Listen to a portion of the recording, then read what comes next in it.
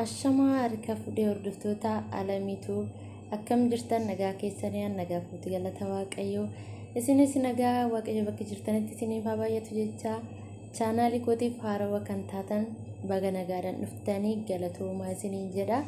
akkasuma duranis kan turtan baga nagaadhaan eeddan isin jedha buleewwan koo guyyaa irraa immoo nyaata haarawaa qabadheen dhufeen jira egaa nyaati kun chebib jedhama jechuudha nyaata biyya arabaatti kan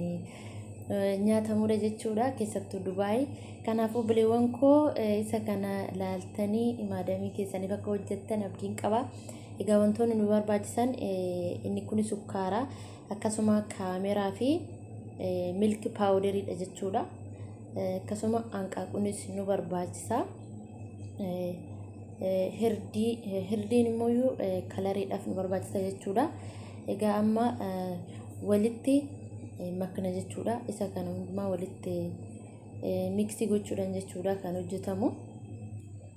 nyaanni kun baay'ee salphaadha jechuudha hojiin isaallee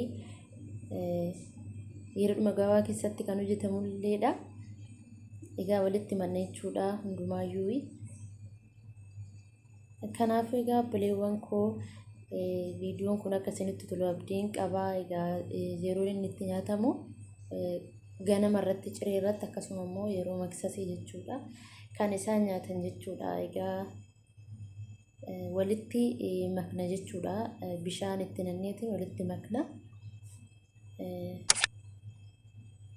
kanaaf egaa sitti soogidda sin barbaachisa jechuudha ashaboon barbaachisa walitti makna jechuudha isa kanaan sirriitti rukunneeti walitti maknee inni kunis barbaachisaadha baking powder isa jedhamu kunis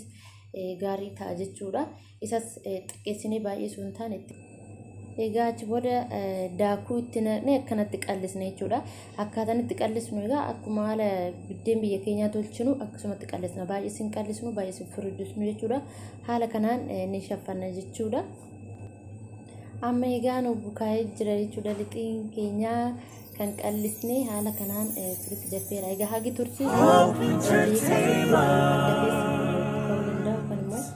san caalas tursiisuu hin dandeenye jechuudha homaa rakkoon qabu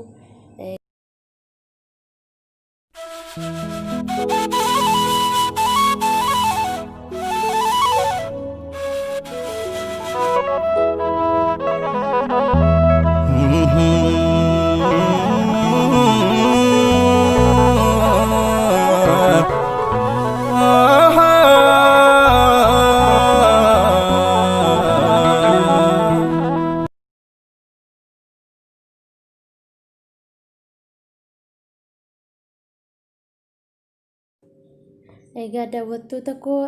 nyaanni haala kanaan hojjetama jechuudha baay'ee salphaadha egaa akkasinitti tolee abdiin qaba kanaaf egaa viidiyoo kana laayikii gochuudhaan eegalaa isiniin jedha akkasuma subscribe gochuun dagatinaa egaa na jajjabeessaa